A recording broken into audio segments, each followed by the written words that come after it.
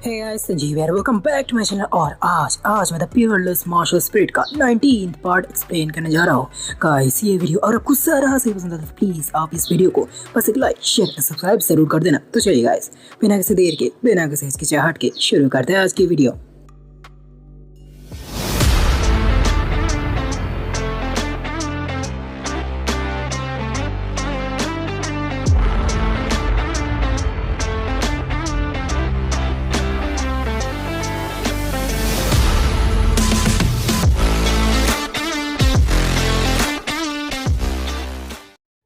तो गैस, पिछले पार्ट के आखिर में हम सभी लोगों को देखा था कि अपने फैंग भैया निकल पड़े थे अपने अंकल हान को ढूंढने के लिए, और उन्हें जाते हुए देख लिया था एल्डर रैन ने, जिसे देखकर वो गुस्सा तमाम थी क्योंकि उन्हें लग रहा था कि फैंग भैया उन्हें सीरियसली नहीं है, इसलिए तो बिना किसी डर के वो सबके बाहर जा रहे हैं। यही सोचकर वो तुरंत उनके पीछे जाने लगते हैं ताकि फैंग भैया वापस न लौट सके। लेकिन इससे पहले वो आगे बढ़ते उनके पीछे एक जानी पहचानी आवाज सुनाई देती है, अगर वो नहीं लौटा तो तुम भी नहीं लौटोगे। इसके बाद सामने आता है मिस्टर हू कोई और नहीं बल्कि फैंग भैया के मास्टर क्वीन यून के नौकर थे।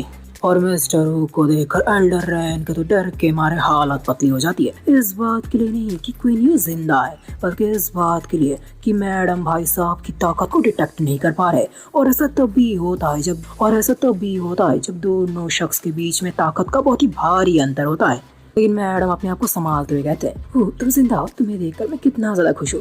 लेकिन वो साहब भी मैडम के रग रग से वाकिफ थे, इसलिए वो तुरंत कहते हैं, अब ऐसा नाटक वाटक करना बंद कर और मेरी एक बात कान खोल कर सुन कि अगर तूने न्यू कमर कंपटीशन के पहले उसे छुआ भी तो मैं तेरी वो हालत करूंगा कि तुझे जिंदगी भर उसका पछतावा होगा। यह सुनकर मैडम बड़े गंभीर हाव के साथ पूछती है, अगर मैं ऐसा ना करूँ तो? जिसे सुनकर वो साहब अपना भयंकर ऑरा रिलीज करते हैं, जिसे देखकर मैडम की हालत फिर से पतली हो जाती है। इसलिए वो तुरंत वो साहब की बातों में हामी देते हैं। मैडम को वार्निंग देने के बाद भाई साहब वहाँ से तुरंत निकल जाते हैं, और भाई साहब के वहाँ से निकलते ही मैडम तो बड़ी गहरे चिंतन में पड़ जाती है। वो सोच रही थी कि आखिरकार फैंग के मास्टर आखिर कितने ज्यादा ताकतवर थे कि उनके नौकर के सामने वो इतना कमजोर महसूस कर रही थी। लेकिन जो भी हो, फैंग तो मरेगा ही मरेगा, और इसके लिए मुझे कुछ करना भी नहीं पड़ेगा। वहाँ दूसरा फैंग भैया पहुंच गए थे उस जगह पर जहाँ पर उनके अंकल हान को आखिरी बार देखा गया था। पूरे रास्ते वो अलर्ट थे, उन्हें पूरा यकीन था कि एल्डर रैन अपनी बॉस जैसी नजर से उसे पूरा टाइम डिटेक्ट कर रहे होंगे। लेकिन एक बात उनके पल्ले नहीं पड़ रही थी, क्योंकि पूरे रास्ते उन्हें किसी का भी और सेंस नहीं हुआ था। तभी वो देखते कि कई सारे जानवर सीधा उसी की तरफ भाग रहे हैं, और उसी वक्त उनके प्लेट से फिर से बाहर आ जाती है सीयू और कहती है, फैंग भागो, यहाँ पर बीस्ट आ रहा है। तभी सीयू आगे बताता है, हाँ, इस वक्त बीस्ट किंग जंगली हो गया है, जिससे बचने के लिए सभी जानवर जंगल के बाहर भाग रहे हैं। सीयू की पूरी बात सुनने के बाद फैंग भैया वहाँ से भागने की तैयारी करते हैं, लेकिन जैसे ही वो ऐसा करने वाले थे उनकी नजर पड़ती है एक पत्थर पर, जिस पर एक तलवार अटकी हुई थी। हैरानी की बात ये थी कि ये तलवार उनके अंकल हान का था, जो वो हमेशा अपने साथ रखते थे। इतना दूर आने के बाद उन्हें अपने अंकल हान का बस यही सबूत मिला था, इसलिए वो तुरंत उसे लेने के लिए उसकी तरफ भाग लेते हैं। लेकिन सीयू उसे तुरंत रोक कर कहते हैं, फैंग ये क्या कर रहे हो, तुम पागल हो गए हो क्या? लेकिन फैंग भैया ने किसकी बात सुनी थी, क्या जीव की सुनेंगे? उन्हें तो अपने यूनर मैडम से किए हुए वादे को पूरा करना था। उन्होंने यूनर से वादा किया था वो उसके डैड को ढूंढने के लिए हर संभव कोशिश करेंगे, इसलिए वो बेझिझक बीस्ट की तरफ भाग लेते हैं। वह दूसरा देखते देखते न्यू कमर कंपटीशन का दिन भी आ गया था। हमारी यूनर मैडम लगातार एंट्रेंस तरफ देखकर फैंग भैया के आने का इंतजार कर रहे थे। उसी वक्त वहाँ पर आ जाती है ज़ैंतियन और कहता है, फैंग का इंतजार कर रहे, माफ करना, देखना वो वापस नहीं लौटने वाला, अब तो वो बीस्ट टाइट का शिकार हो गया होगा। और ये सुनकर यूनर मैडम बहुत ज्यादा घबरा जाती है, लेकिन अगले पल उनके दिल से एक आवाज आती है कि उनके फैंग भैया पूरी तरह से सलामत है। इसे वो बेफिक्र होकर कहते कि उनके फैंग भैया पूरी तरह से सलामत है। अभी ज़ैंतियन बड़े रौब से कहता है, दुआ करो कि वो वापस ना लौटे, क्योंकि अगर वो लौटा तो मैं उसे कंपटीशन में तड़पा के मारूंगा।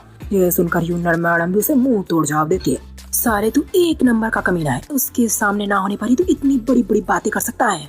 उसी वक्त वहाँ पर आ जाता है उसी का ही एक साथी, डोंग फेंग जियांग। ये भाई साहब बड़ी अश्लील थे और यूनर से कहते हैं, मैडम मैंने सुना है कि आप आउटर सेक्ट की प्रिंसेस थे, आप क्यों ना अपने आप को कुछ बेहतर पाने के लिए ज़ैंतियन को सौंप दे, इससे आपकी जिंदगी कई ज्यादा बेहतर हो जाएगी। इस बात से ज़ैंतियन भी खुश हो जाते हैं और ज़ैंतियन भी यूनर को यही ऑफर देता है। तभी जियांग और बताता है, लेकिन अगर आप उसके साथ नहीं जाना चाहते तो आप मेरे साथ भी आ सकते हैं। ये भाई साहब ऐसे ही अश्लील बातें किए जा रहे थे, जिसे सुनकर यूनर मैडम तो गुस्सा तमतमा रही थी।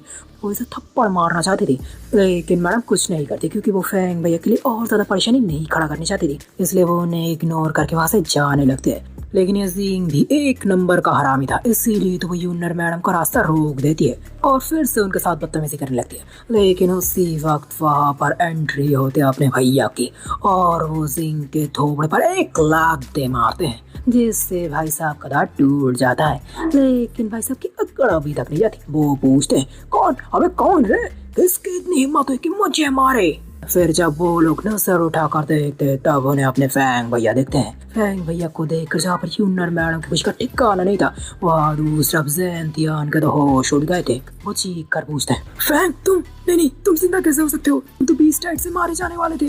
तभी फैंग भैया भी अपने स्वैग में कहते, अरे बीस्टाइड क्या है, बीस्टाइड बस एक बीस्टों का झुंड है, अगर मैं उन सभी को मार दूं तो वो लोग मेरा क्या ही उखाड़ेंगे।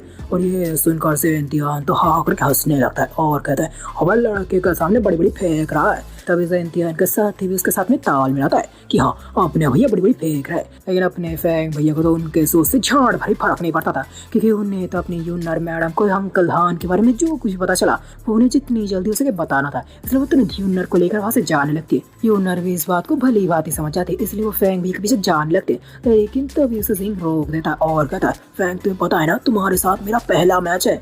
जिसे सुनकर फैंग भैया उसे घूरते हुए कहते हैं, हाँ मुझे पता है, इसीलिए तो मैंने तेरी जिंदगी बख्श दी। और फैंग भैया की वो नजर जैसे ही वो जिंग पर पड़ती है उसकी तो मानो रूह तक कांप जाती है। और होती भी ना कैसे फैंग भैया के पास इतना पावरफुल मर्डर स्पिरिट जो मौजूद है, उनके सामने तो ये चुन्नू मुन्नू वॉरियर कुछ भी नहीं है। तभी जिंग डरते घबराते हुए ज़ेंतियान से पूछता है, ज़ेंतियान क्या उसने सच में पूरे बीस्टाइड को अकेले हराया है। तभी ज़ेंतियान उसे चपट लगाता है, अबे तेरा दिमाग खराब हो गया क्या, वो एक इंसान है, कोई दानव नहीं जो अकेला ही पूरे बीस्टाइड को उखाड़ कर फेंक जाए, तो जहर आ सकता है, चल तैयार कर। ये सुनकर जिंग साहब ओवर कॉन्फिडेंस में तैयारी करने चलने जाते हैं। लेकिन ज़ेंतियान में कमीनेपन में एक कदम आगे था, क्योंकि उसे तो बहुत अच्छे से पता था कि जिंग कहीं से भी अपने भैया का मैच नहीं था, वो तो उसका इस्तेमाल अपने भैया को थकाने के लिए करना चाहता था। लेकिन भाई साहब को क्या पता कि अपने फैंग भैया जिसे वो सोच रहे तुच्छ मानव, वो तो असल में एक इंसानी रूप में दानव। क्योंकि जब कुछ शिकारी बीस्टाइड का फायदा उठाने के लिए बीस्ट के शरीर को लूटने गए थे, उसी वक्त उन्हें हजारों के तादाद में मरे हुए बीस्ट दिखाई देते और जिसे देखकर उन शिकारियों की तो रूह कांप जाती है। ये नजारा इतना ज्यादा भयंकर था कि रह कर उनके मन में बस एक ही सवाल आ रहा था कि आखिर कौन इतना ताकतवर है जो ऐसा कर सकता है। वह दूसरा ये खबर रैन मैडम तक भी पहुंच गया था, जिसे सुनकर रैन मैडम समझ गए थे कि दिन ब दिन फैंग भैया उनकी औकात से बाहर होते जा रहे हैं, इसलिए उन्हें जितनी जल्दी हो सके फैंग भैया का कोई इंतजाम करना ही पड़ेगा।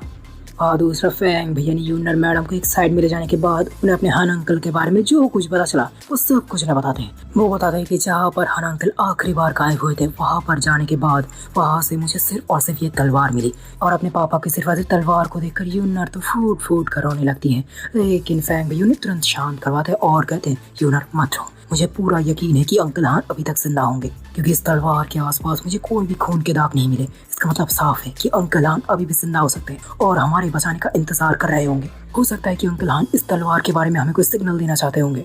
यूनर मैडम इस वक्त दुखी तो थी, लेकिन वो फैंग भैया की बात को भली बात ही समझ रही, इसलिए वो तुरंत उसके बातों में हामी देती है और अपने चाबुक की जगह अपने डैड की तलवार से कंपटीशन में भाग लेने का डिसाइड करती है। इससे फैंग भैया भी पूरी तरह से सहमत होते हैं। फिर देखते ही देखते कंपटीशन शुरू हो जाता है। तभी एल्डर्स उस सभी को रूल साफ साफ बताते थे कि जब तक दूसरी पार्टी हार नहीं मानेगी तब तक ये लड़ाई मौत तक चलती रहेगी। फिर रूल समझाने के बाद एल्डर्स तुरंत कंपटीशन शुरू करवाते हैं। इसके बाद पहले मैच में सामने आते हैं फैंग भैया और जिंग साहब। जिंग साहब के स्टेज में आते ही तो उसके जाने वाले जोर जोर से किनारे लगाने लगते हैं और जिंग साहब के दादाजी एल्डर डोंग फैंग को भी सभी लोग मक्खन लगाने लगते हैं। वाह जी वाह, आपके फैमिली ने तो एक और जीनियस पैदा कर दिया है। और एल्डर डोंग फैंग भी बड़े सरीके से अपने ऊपर मक्खन लगा लेते हैं। अरे ये तो हमारी फैमिली की खूबी है।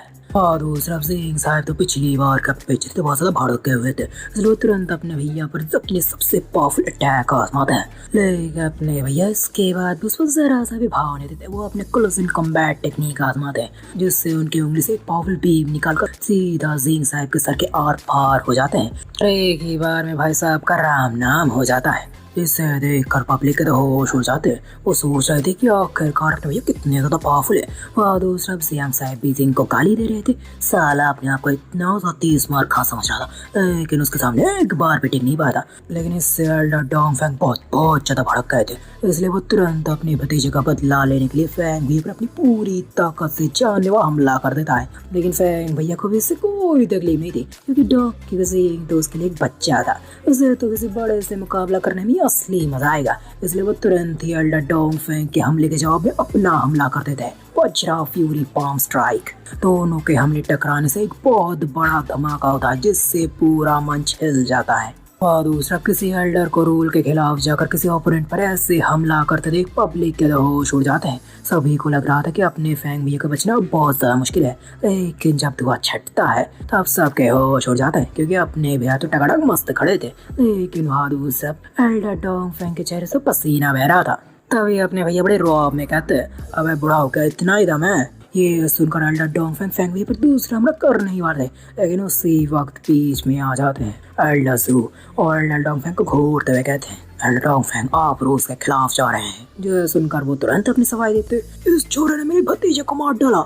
जो सुनकर एल्डर ज़ू ने घूरते हुए कहते हैं, नियम बहुत ही साफ है, जब तक कोई हार ना माने मैच चलती रहेगी, वो भी मौत तक। ये सुनकर डोंगफेंग चुप हो जाता है। उसकी हिम्मत नहीं हो रही थी एल्डर ज़ू के सामने कुछ कहने की, क्योंकि एल्डर ज़ू की ताकत उससे कई ज्यादा आगे है। इसलिए वो चुपचाप वैसे जाने लगते, लेकिन जाने से पहले वो अपने भैया को धमकी देना नहीं भूलते। लेकिन उनके धमकी देता अपने भैया के कानों में जू तक नहीं रहेंगी। फिर देखते ही देखते दूसरा मैच भी शुरू हो जाता है, पर फैंग भैया इसे भी हौले हौले जीत जाते हैं। इसके बाद शुरू होता है उनका तीसरा मैच। तीसरे मैच में था इंचाओ नाम का एक साहेब, जो थे न्यू कमर रैंकिंग का 4th बंदा। वो आते ही अपने भैया से बड़े विनम्रता से कहते हैं, फैंग भाई मुझ पर जरा दया करना। तभी अपने भैया भी बड़ी विनम्रता से पूछते हैं। तभी चाओ साहेब कहते हैं, मैं देख पा रहा हूँ कि आप सभी को एक ही बार में हरा रहे हैं, इसलिए प्लीज आप मुझ पर थोड़ी रहम करना। तभी अपने भैया भी कहते हैं, चाओ भाई आप मुझे कुछ ज्यादा ही आंक रहे हैं, हो सकता है कि आपके स्लेब में कोई ऐसा तुरुप का पत्ता है जो मुझ पर ही भारी पड़ जाए। फैंग भैया कैसा करते चाओ साहब के तो पूरा हाव भाई बदल जाते। वो कहते, हाँ तुमने बिल्कुल सही कहा, मेरे पास ऐसा ही तुरुप का पत्ता है। और उनके ऐसा कहते फैंग भैया के पीछे से तो बड़े बड़े वाइन्स बाहर आते, जिसे देखकर फैंग भैया मन में चौंक जाते। वो सोच रहे थे कि वो एक सभ्य व्यक्ति से बात कर रहे थे, लेकिन तो ये महासभ्य निकले। और दूसरा पब्लिक का भी यही मानना था। लेकिन दो फाइटर के रूल में जब दोनों तैयार हो तब वो लोग कभी भी हमला कर सकते हैं, इसलिए चाओ साहब ने कोई गलती नहीं की। तभी को लग रहा था कि फैंग भैया वहाँ से निकलने की कोशिश करेंगे, लेकिन फैंग भैया ऐसा कुछ भी नहीं करते, क्योंकि असल में वो अपनी गिल्ड बॉडी की पावर को चेक करना चाहते थे। और उनका गिल्ड बॉडी टेक्निक उन्हें किसी भी तौर पर निराश नहीं करता, क्योंकि जैसे ही चाओ साहब के वाइन्स अपने भैया से टकराते तो वो तुरंत उनके टुकड़े टुकड़े हो जाते हैं। और ये देखकर चाओ साहब के होश उड़ जाते हैं, क्योंकि उनके वाइन्स डायमंड को भी तोड़ सकते थे, लेकिन फैंग भैया का कुछ भी नहीं उखाड़ पाए। यही सोचकर भाई साहब के होश उड़ रहे थे, लेकिन अगले पल भाई साहब अपने को संभालता और तलवार से अपने भैया पर हमला कर देता है। पर फैंग भैया भी फिर से अपने गोल्डन क्रशर फिंगर का इस्तेमाल करता है और एक ही झटके में उसके तलवार के टुकड़े टुकड़े कर देता है और उसका भी काम तमाम कर देता है। और ऐसे अपने भैया फिर से जीत को अपने नाम कर लेते हैं। बाद एक दूसरा मैच हो रहा था, जो था जिंतियान और एक लड़की के बीच। लड़की का नाम था इनबिंग। लड़की बड़े बहादुर से जिंतियान का सामना कर रही थी। तभी लड़ते लड़ते जिंतियान कहता, अच्छा होगा कि तुम अभी हार मानो, नहीं तो बाद में बहुत पछताना पड़ेगा। लेकिन लड़की भी थी एक फाइटर असली, छोड़ेगी नहीं जब तक तोड़ दे वो दुश्मन की पसली। इसलिए वो अपनी पूरी ताकत से फिर से हमला करती, लेकिन तभी अचानक कुछ एहसास होता है और अगले ही पल उसके मुंह से ढेर सारा खून बाहर आ जाता है। ये देख लड़की शॉक हो जाती है। उसे समझ में नहीं आ रहा था कि आखिर उसका दर्द हो क्या रहा है। अभी इसे इम्तिहान कहता है, हमारी पिछली शराब के दौरान मैंने तुम्हें फ्रोजन पॉइजन दे दिया था। अब धीरे धीरे तुम्हारे ऑर्गन्स फेल हो जाएंगे और तुम बहुत जल्दी टपक जाओगी। ये सुनकर लड़की गुस्से से दहाड़ती है, तेरी हिम्मत कैसे मेरे साथ ऐसा सलूक करने की। लेकिन इम्तिहान उल्टा उस पर हमला कर देता है और उसे स्टेज से बाहर कर देता है। तभी इनबिंग की सबसे अच्छी दोस्त क्वीन उसे सहारा देती है और उससे उसकी हालत के बारे में पूछते हैं। इनबिंग कहती है कि वो ठीक है, लेकिन क्वीन उसकी हालत साफ देख पा रही थी। वो देख पा रही थी उसकी दोस्त धीरे धीरे मर रही है। तभी जिंदान हंसते हुए कहता है, अगर तुम पहले हार मान लेती तो मैं सब कुछ भी नहीं करता, लेकिन अब तुम्हारे पास मरने के अलावा कोई रास्ता नहीं। हाँ, वो अलग बात है, अगर किसी के पास कोई स्ट्रॉन्ग एलेक्सार इन हो तो शायद तुम बच सकते हो। अपने बेस्ट फ्रेंड इनबिन को धीरे धीरे मरते थे क्वीन रोते रोते सबसे मदद की भीख मांगने लगी है कि कोई उसकी मदद करे, लेकिन किसी में इतनी हिम्मत नहीं थी कि वो ज़ैंथियन के खिलाफ जाकर इनबिन की मदद करे। और इन एनर्जी का कोई स्ट्रॉन्ग एलेक्सार कोई ऐसी चीज नहीं जो किसी के पास भी मौजूद हो, इसलिए कोई भी उसकी मदद के लिए आगे नहीं आता। ये देखकर कोई निराश हो जाती है, लेकिन उसी वक्त एक आवाज आती है, मेरे पास है। ये बोलने वाले कोई और नहीं थे अपने फैंग भैया।